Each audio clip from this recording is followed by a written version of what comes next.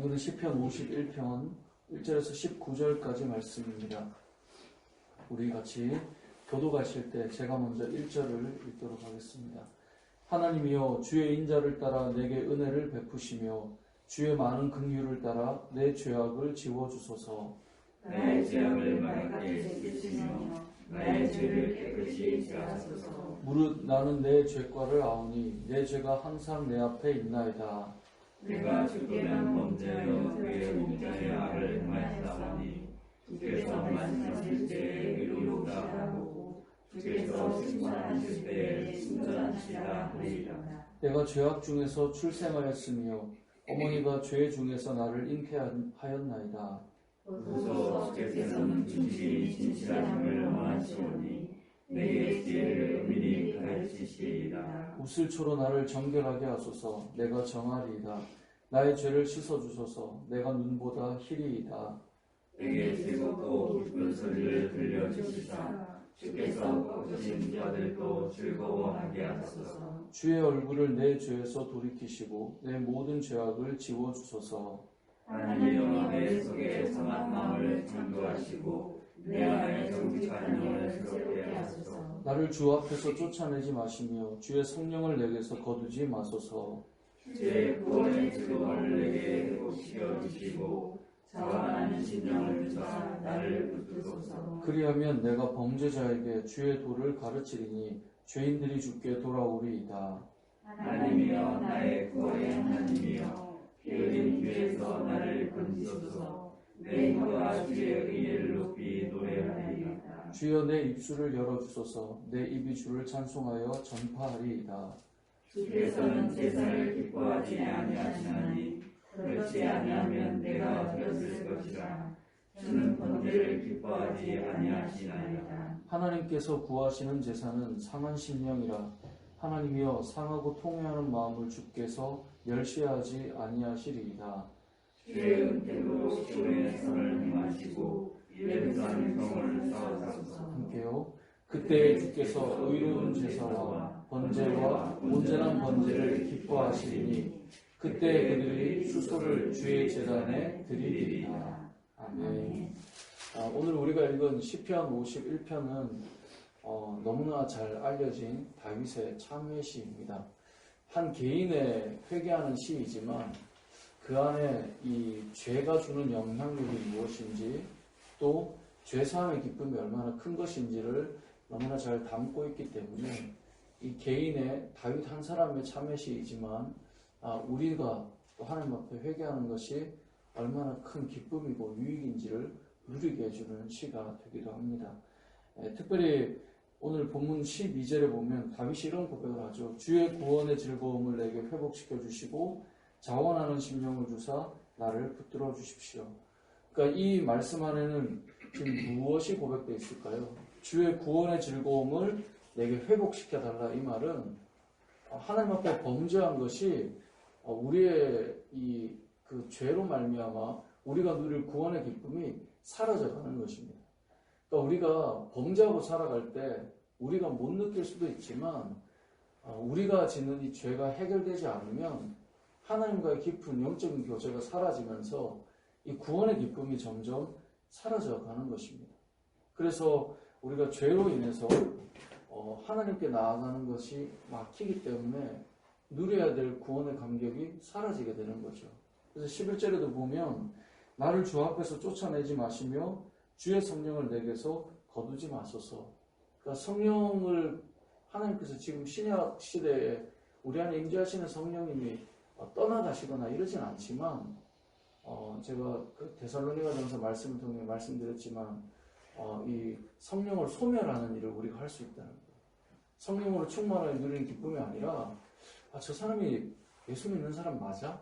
이렇게 보일 정도로 그러니까 예수 믿는 사람 맞아요. 근데 그 안에 성령께서 충만하지 않다는 것은 헷갈리는 거예요. 그러니까 본인도 스스로 뭐 나눔을 하거나 고백을 할 때 보면 이 성령으로 충만한 은혜들을 못 누리고 있는 거예요. 그게 왜 그러냐면 죄로 인해서 그 영향력으로 인해서 하나님께 주시는 이 구원의 즐거움을 누리지 못하고 성령 하나님이 계시지 않은 것처럼 그 상태로 지금 되어 있는 거죠. 뿐만 아니라 10절에서도 그래서 이렇게 고백하는 거예요. 하나님이 내 속에 정한 마음을 창조하시고 내 안에 정직한 영을 새롭게 해주십시오. 그러니까 결국 이 모든 것들은 뭐가 연결되어 있냐면 죄가 있는 상태는 이러한 영적인 은혜를 못 누리는 거예요. 우리가 늘 하나님 앞에 나아가 은혜를 누리며 살아가는 사람들은 그래서 죄에 되게 민감한 사람들이에요. 그래서 하나님 앞에 우리가 나아갈 때 하나님이 기뻐하시는 예배를 다윗은 어떻게 고백합니까? 16절, 17절에 보면 주께서는 원하시는 것이 상한 심령이라는 거예요.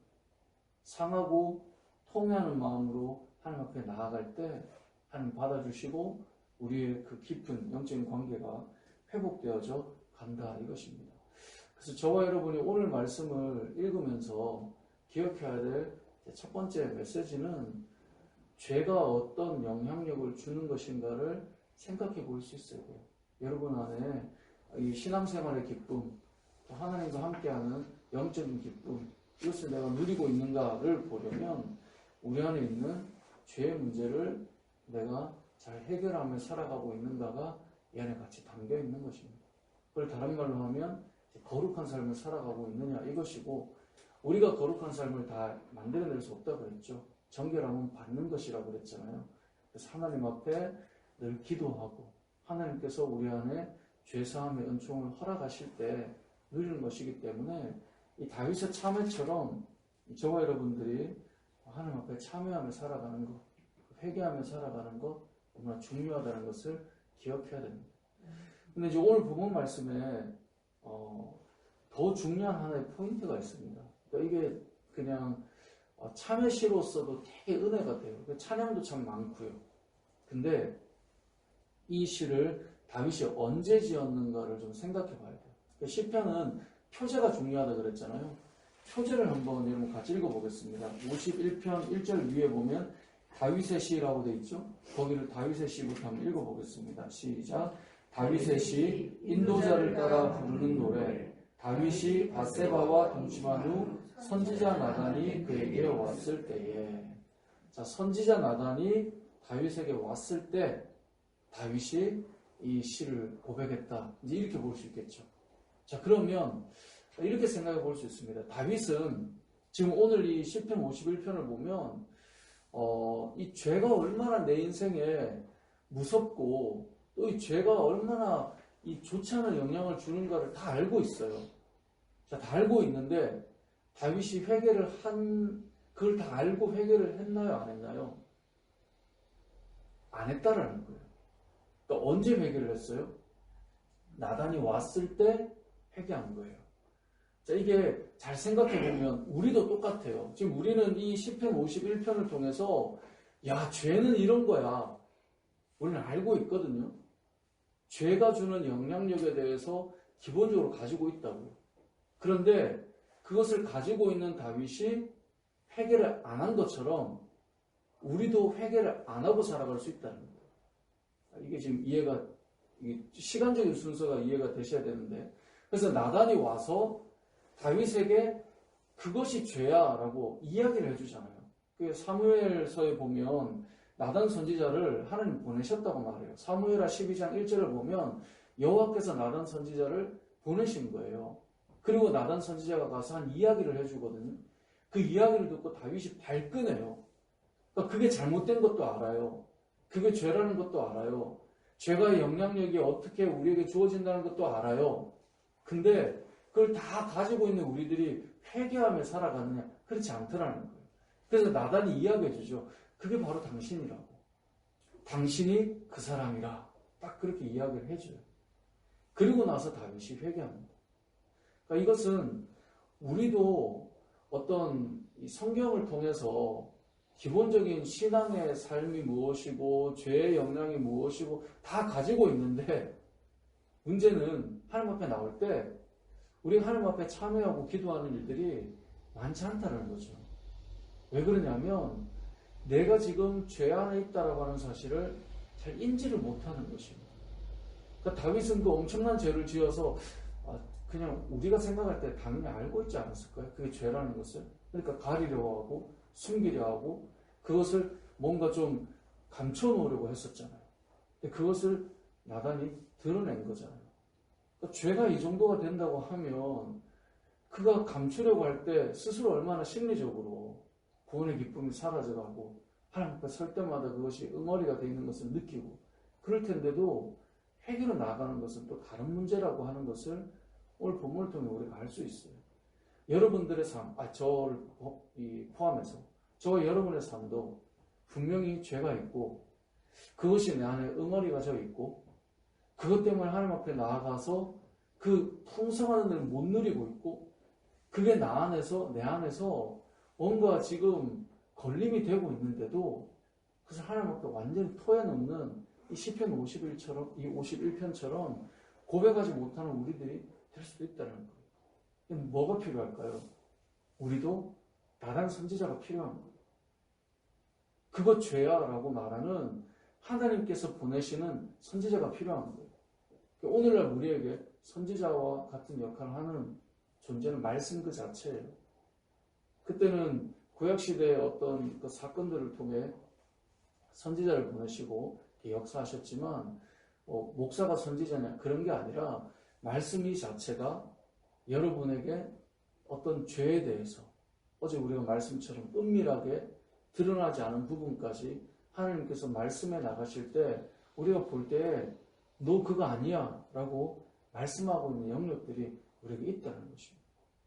여러분의 삶을 그런 의미에서 시편 51편 자체로 객관화시켜서 와 정말 시가 좋아, 말씀 너무 좋아, 너무 감동이야 라고 끝나는 것이 아니라 마치 하나님께서 다윗에게 나단을 보낸 것처럼 여러분들이 가지고 있는 죄에 대해서 성경이 말씀하실 때 그것이 우리에게 들려져서 우리가 참여하는 데까지 나아가지 않는다면 시편 51편을 배우는 우리들에게는 그냥 공부하는 정도, 말씀을 좀 알았다는 정도, 그 정도밖에 안 될 것입니다. 결국 다윗이 고꾸라진 것이 나단이 그에게 와서 너가 그래 라고 말해줄 때 그때 회개가 시작되었던 것처럼 우리의 삶이 그래야 돼요. 이 말씀을 또 적용할 때 내가 나단이 되어야 되겠구나. 이렇게 여러분이 결심해서 어디 가서 막 너가 그 사람을 이렇게 하자는 게 아니라 우리에게 나단이 필요하다라고 받아들이셔야 돼요. 그래서 말씀을 읽을 때 하나님께서 여러분에게 건드리시는 것들 그때 우리 하나님 앞에 이것을 내가 이랬는데 회개하라고 말씀하시는구나. 그렇게 받아들일 수 있어야 돼요. 그래서 우리가 다윗의 고백으로 아름다움이 아니라 여러분의 고백으로 바뀌어져서 여러분이 이 구원의 기쁨을 누리고 살아가야 되는 거예요. 말씀을 정리해 보겠습니다. 시편 51편은 구원의 기쁨을 누리고 성령께서 우리와 함께 하시는 즐거움이 무엇인지 그것을 죄가 어떻게 막고 있는지를 다 잘 알려주어요. 다윗이라고 하는 사람이 그 마음의 고백처럼 근데 우리도 다 그걸 가지고 있어요. 다 알고 있어요. 그런데 우리에게 나단 선지자와 같이 분명하게 너가 그 사람이다 라고 알려주는 말씀이 들려줘야 되는 것이에요. 여러분의 삶을 돌아보실 때 말씀을 대할 때 그 말씀이 특별히 주일 예배나 또 새벽 예배나 또 때로는 여러분들이 들으시는 여러 말씀의 통로를 통해서 요즘에는 워낙 위로하고 품어주는 것이 주가 되어 있다 보니 잘 그런 부분이 사라져 있긴 하지만 분명히 우리가 기억해야 될 것은 하나님께서 너희가 아니잖아 라고 하는 말씀을 듣지 못하면 우리는 죄가 무엇인지 이론적으로 다 알아도 누리지 못한다는 것을 우리가 기억해야 된다는 것입니다. 그래서 저와 여러분들이 오늘 이 말씀을 대할 때 표제를 꼭 기억했으면 좋겠습니다. 이런 풍성한 고백은 나단이 다윗에게 왔을 때에 시작되는 것입니다. 하나님의 말씀이 여러분의 가슴을 후벼 파기 시작할 때, 여러분의 마음을 찢어내기 시작할 때, 마치 칼처럼 여러분을 하나하나 이렇게 치료해 나가기 시작할 때, 그때 이러한 고백이 우리에게도 나타나는 것인데, 여러분 말씀을 대할 때 하나님 저에게도 이 나단과 같은 하나님의 말씀이 들리게 하시고 그 말씀 앞에서 저의 죄를 드러내셔서 고백하고 회개하고 구원의 기쁨을 누리는 은혜를 허락해 달라고 그렇게 나아가는 저와 여러분의 삶이 되시길 주님의 이름으로 축복합니다. 아멘.